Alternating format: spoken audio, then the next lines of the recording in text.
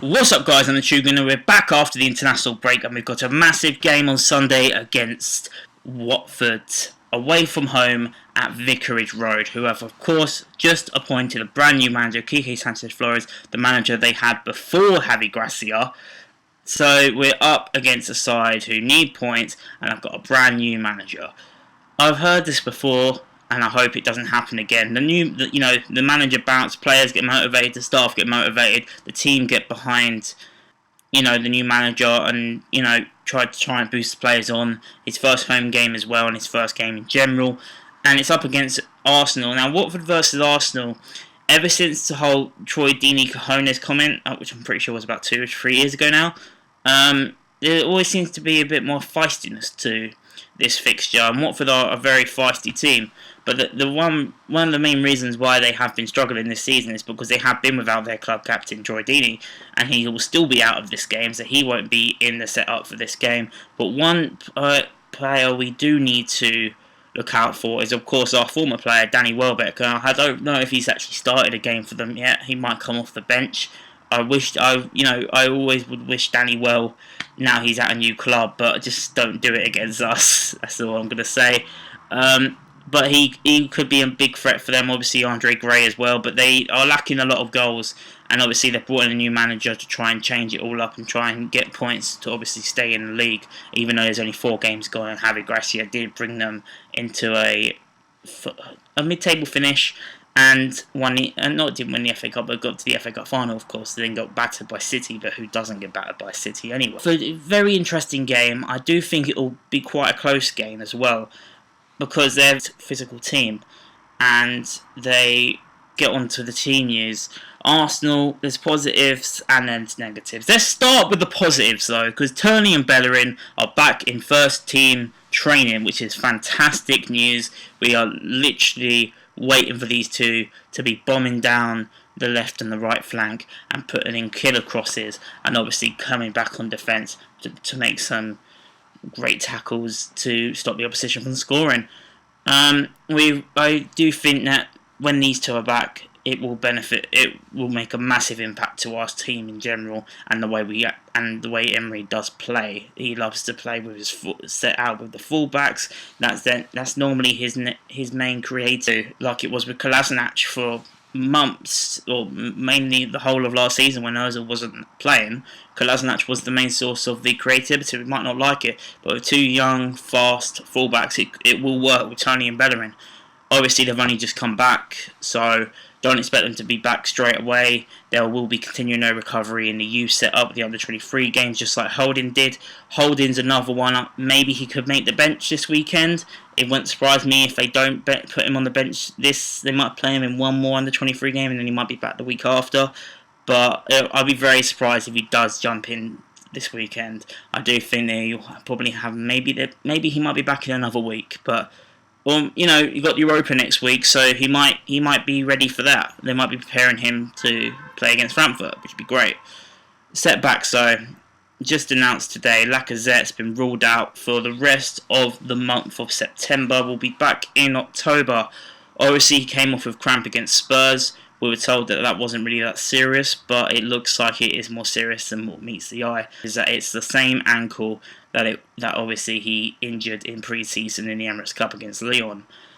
So that to me says that maybe it's been niggling at him for the whole of the season so far, and he hasn't really been playing 100%, which makes a lot of sense as well, because he has been coming off as well. He's not really been getting 90 minutes, and he doesn't really seem himself. He's scoring goals, which is great, but his overall play, like against Liverpool, he did run himself into the ground at Anfield, despite the loss, obviously, but he was playing at CDM at the time, striker, and obviously they took him off as well, but that was because he literally ran himself into the ground.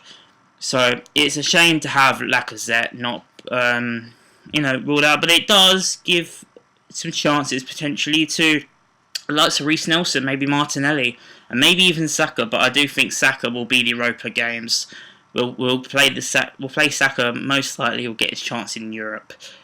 Martinelli and Nelson, they are the 2 main culprits for the left wing position. You can even play Ceballos if you're going to bring Özil in, because Ceballos does play on the left of Spain, of course. But I do think this is a big moment and a big chance for Reece Nelson. Obviously, he played the first couple of games of the season, but there's no Mkhitaryan now, so Mkhitaryan can't go in there. So, little preview of my 1 to 11, I would play Nelson in replacement for Lacazette and put Aubameyang up top in the striker role, where he should be anyway, but we won't get into that because I say this every video. Right, a couple of things I want to talk about. Another fantastic news coming out of the club this week. Joe Willock signed a new 4-year deal. 4 to 5 year deal, I'm not quite sure how long it was, but they announced it as a long-term contract, and I think it runs out the 2022-2023 season. Correct me if I'm wrong in the comments, because I haven't double-checked that. But yeah, Willock, contract extension. Obviously, he was linked with Bayern Munich in the summer. He had some great pre-season games against the likes of Real Madrid, where Zidane did actually praise him as well. And he's started the season fantastically for a young player coming through the system. And the fans are getting behind him, which what this should be. And they've just got to be patient with this guy. Yes, I think he's 20 years old now, so he isn't exactly young, but he's progressing really well, and he's really earned his contract. And hopefully we can tie down Guendouzi as well, because he's another one who would definitely be he's in my 11 now, but he should be in that 11 for years, 5 to 10 years to come. And it's very important we tie him down to a new contract to prevent him from going either on the cheap or just going in general. And at least if Willock does progress and we do decide to sell him, under the old regime we would have let the contracts run down. But under the new regime, it's either you sign a new contract or you're being sold. And Willock's signed a new contract. He's an Arsenal boy. He's been there since a very young age. And it's great to see that he has earned this contract extension. He signed the contract. So congratulations to Joe Willock. Or the 1 to 11. The Mesut Özil situation really clearly doesn't see him in this system. But the guy's on 350 grand a week.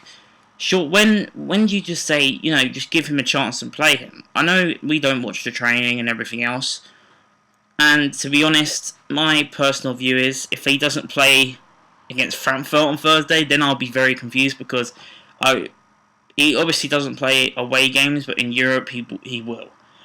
And against a team like Watford, who is a very physical type of team, I don't think it will suit his style anyway, and I don't think they will play Mesut Özil. But it's just bizarre that he's been in training for so long, and I think he was on the bench for Spurs, but he didn't come on. At Anfield, they said that he was fully fit, but then all of a sudden he got ill. No, but that was before that, I'm not sure. But it was a very weird situation. We got told that he was fully fit, and he didn't even travel to Anfield. Has Mesut Özil got a future at Arsenal? That's going to be my question of the video. And let me know your answers in the comments down below. And now, on to my predicted 1 to 11. In goal, Bernd Leno, he got a lot of stick after the Spurs game, but I still think he's a quality goalkeeper. He's obviously our number 1 as well. And I think he deserves to retain his place. He also made some good couple saves after Spurs took the lead, obviously, in the North London derby. He made a great save after to prevent it from being 2. So I think he deserves to keep his place, so I'm sticking with Bernd Leno. Sticking with the back 4, not the same back 4 against Spurs. I've dropped one player out of that 4, so Maitland-Niles, he keeps his place, while Bellerin is out. He's our only right back available, so he will be playing in this game. David Luiz, this was either a toss-up between who keeps their place, Socrates or Luiz. I think Socrates has been slightly poorer than David Luiz, and I do think that Callum Chambers, after that first game of the season, I keep mentioning this, with Rob Holding coming back as well, we've got to give Chambers a chance here, and if he does play brilliantly again like he did against Newcastle, then it isn't a fluke, and that was over a month ago now that that Newcastle game happened. And if Chambers outperforms Luiz here in this game, maybe that's the future partnership for the rest of the season, at least, in Rob Holding and Callum Chambers. But even though when Rob Holding comes back, we'll have to be patient with him because he's been out for nearly over a year now. So he's not going to be the same player. But you've got 3 centre-halves ahead of him because they're fully match fit. And I do think that if Chambers can get a good couple of games under his belt, then it'd be very, very good to see him and Rob Holding, who are also best mates as well, be the future of Arsenal. Even though we've got Saliba coming back, and we probably will be going back in for a centre half in January or the next summer. It wouldn't surprise me. But they've got good chemistry off the pitch, and I do think they'd have good chemistry on it as well. So yeah, for that reason, obviously he needs to take his chance. If he doesn't take his chance, he won't be in the future Arsenal centre-half positions. He can also play defensive midfield, let's not forget. I'm going to go with Callum Chambers, and I'm going to put David Luiz next to him as well. Very experienced. It will be rough against Watford. Maybe you could put both of Socrates and Luiz in there, but because of how rough Watford is, they could really rough both of them up the wrong way, and you don't want both of them going right into tackles, and it could just end in absolute chaos. So I wouldn't want to see that.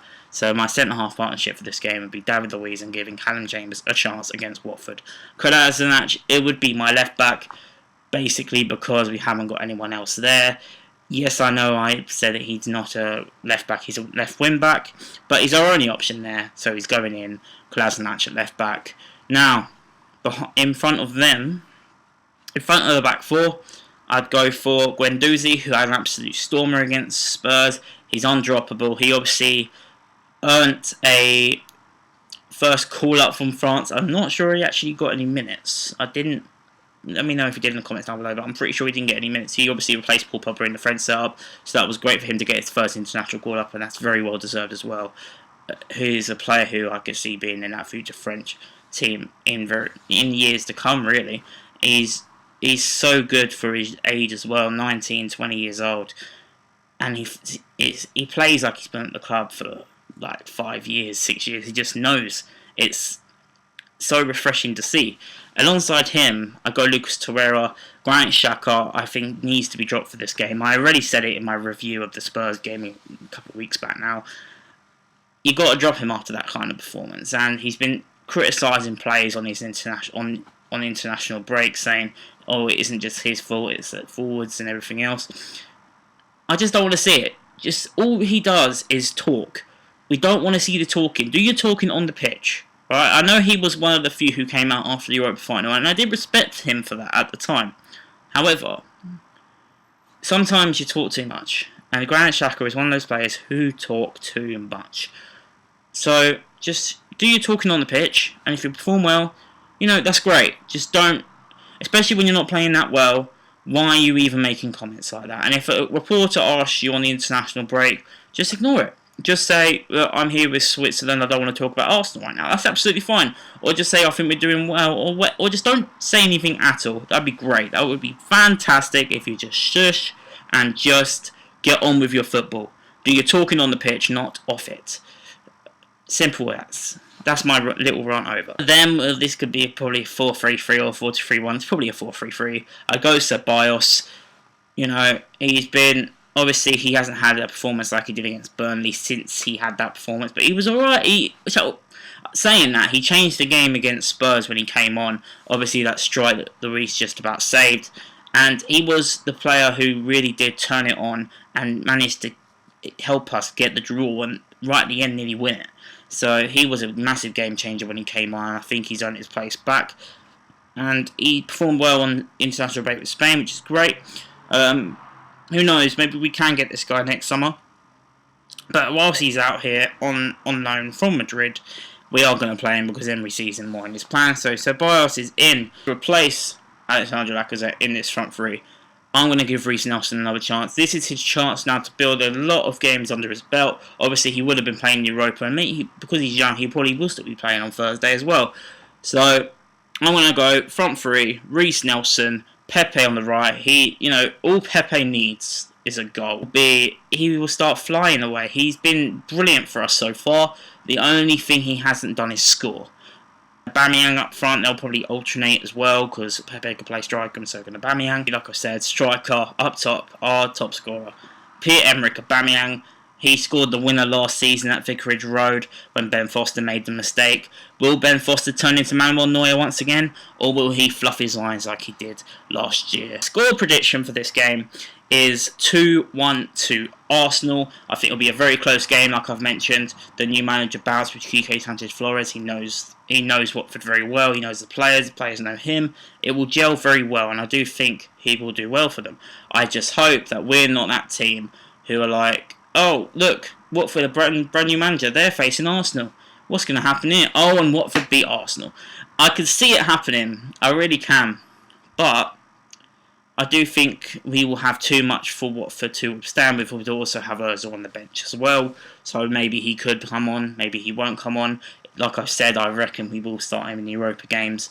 But Lacazette's going to be a massive loss. Let's hope Reece Nelson could step up. No, not step up, but like perform well in Lacazette's absence anyway. I think we'll have just about enough to beat Watford at least. I could probably see Watford going 1-0 up, and then we come back to win the game 2-1. Aubameyang and Ceballos will be my goal scorers. Let me know your predictions in the comments down below. Once again, question of the video: does Mesut Özil have a future at Arsenal? Let me know in the comments down below. I'll be back for my review after the game on Sunday. Like this video if you enjoyed. Subscribe if you're new. I've been the True Gooner. Thanks for watching and peace.